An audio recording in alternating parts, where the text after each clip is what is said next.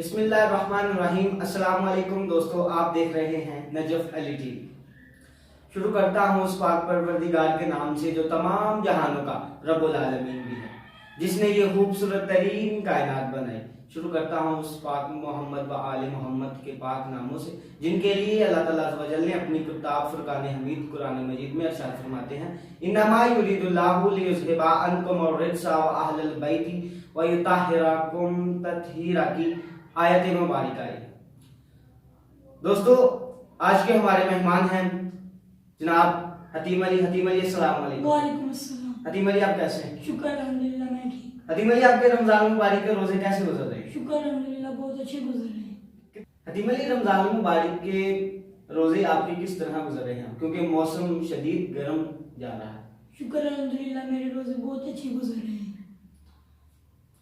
جی دوستو، کیونکہ رمضان مبارک بھی ہے اور شدت کی گرمی بھی یہاں ہو رہی ہے، اور چلتے ہیں دوستو آج کے شو کے پہلے سوال کی جانب۔ آج کا پہلا سوال یہ ہے کہ ہجرت مدینہ کے وقت نبی اکرم صلی اللہ علیہ وآلہ وسلم نے اپنے بستر پر کس کو لٹایا، اور اسی ہجرت کے دوران آپ صلی اللہ علیہ وآلہ وسلم کو خوراک کون مہیا کرتا تھا؟ مکہ کے سرداروں نے نعوذ باللہ حضرت محمد صلی اللہ علیہ وسلم کو قتل کرنے کا منصوبہ بنایا۔ ہجرت کے وقت نبی اکرم صلی اللہ علیہ وسلم نے حضرت علی ابن ابی طالب علیہ السلام کو اپنے بستر پر لٹا دیا، اور اس ہجرت کے دوران صدیق اکبر کے غلام عامر بن فہیرہ نے نبی اکرم صلی اللہ علیہ وسلم کو خوراک مہیا کی۔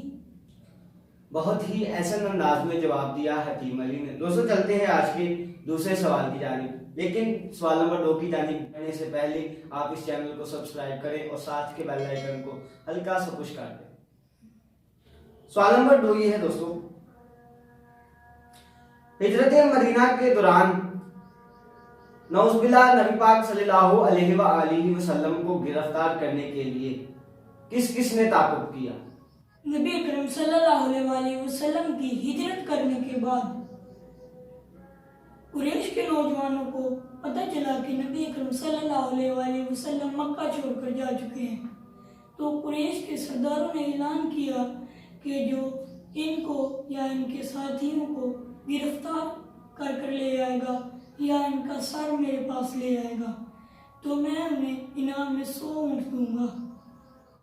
اس انعام کی لالچ میں آ کر ایک شخص سراقہ بن جشم نے ان کا تعاقب کیا، مگر وہ ناکام ہو گیا۔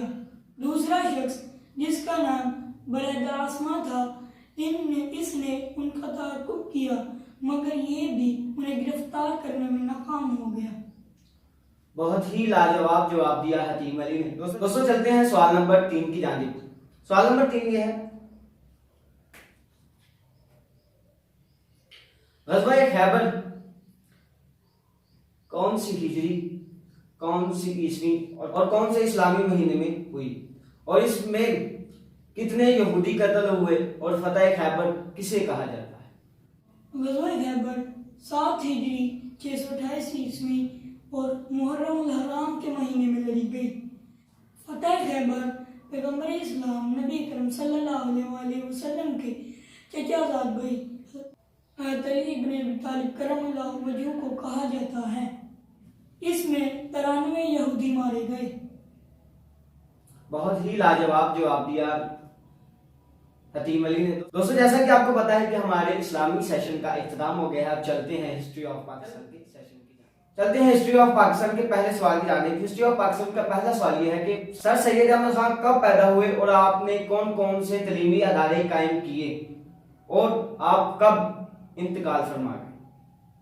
مسلمانوں کو پستی سے بلندی تک لے جانے والے سر سید احمد خان 17 اکتوبر 1817 کو دہلی میں پیدا ہوئے، اور آپ نے مسلمانوں کو اعلیٰ تعلیم دینے کے لیے مدرسہ مراد آباد اور علی گڑھ یونیورسٹی قائم کی۔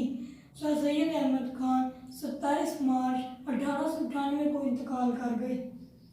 بہت ہی احسن انداز میں جواب دیا ہسٹری آف پاکستان کے متعلق۔ دوستو چلتے ہیں آج کے شو کے آخری سوال کی جانب۔ آج کا آخری سوال یہ ہے کہ آل انڈیا مسلم لیگ کب قائم ہوئی، اور اس کے پہلے صدر کا نام کیا تھا؟ ہندوؤں کی سیاسی تنگ نظری کے پیش نظر مسلمانوں نے اپنی سیاسی زندگی کا آغاز 30 دسمبر 1906 کو آل انڈیا مسلم لیگ سے کیا اور اس کے پہلے پریزیڈنٹ کا نام سر آغا خان تھا۔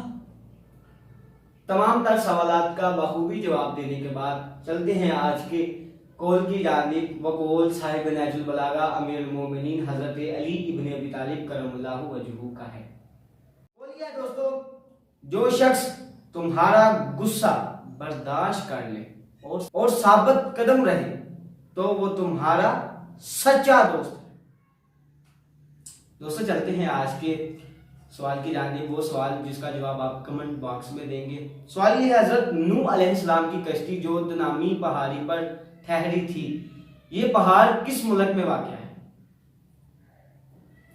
اس سوال کا جواب آپ کمنٹ باکس میں ضرور دیجیے گا۔ نئی آنے والی ویڈیو تک ہمیں اجازت دیجیے۔ اللہ سب کا حامی و ناصر رہے۔ اللہ نے کے بعد